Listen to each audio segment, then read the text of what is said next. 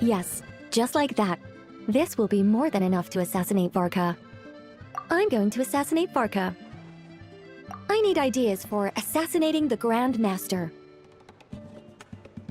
I went over this with Alice a long while ago. She stands with me, and has even offered several ideas on how I might take him out. Of all her suggestions, this one seemed the most promising.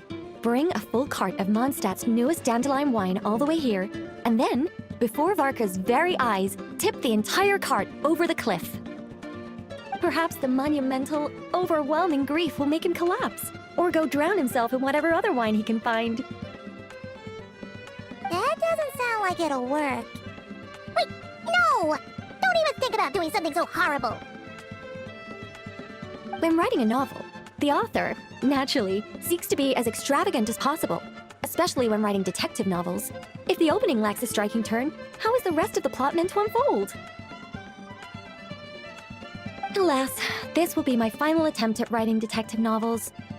Oh, I suppose they call them crime novels in Inazuma. In any case, they all tell of crime. There's hardly a meaningful distinction. I also discussed it with Barbie, but our novel writing sessions always evolve into crime planning sessions. Methods of crime and puzzles of deduction. We have explored plenty of those, yet the plot would not advance. The angel killer case. Try as they might, the culprit remained elusive. The desperate detective rushed into the crowd, then shouted the revered names of the 4 great rulers of the sky. Whoosh! Pitter-patter.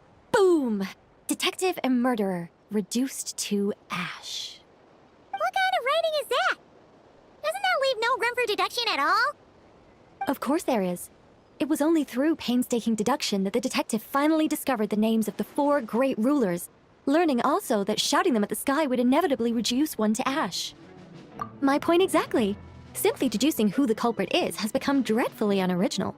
The subject of one's deductions must be something more creative. I even thought of having a Seelie detective, an angel who, longing to become a detective, became a Seelie, and by some twist of fate, ended up as a detective's assistant.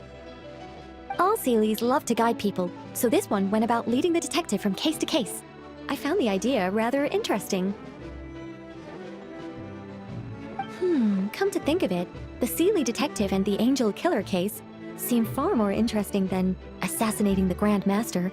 Never mind, guess I'll move on to work on that idea then.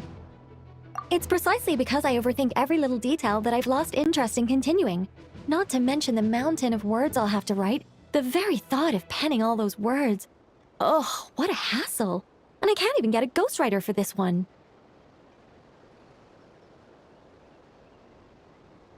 I'll just work on the angel killer case instead. But how might the detective deduce the truth?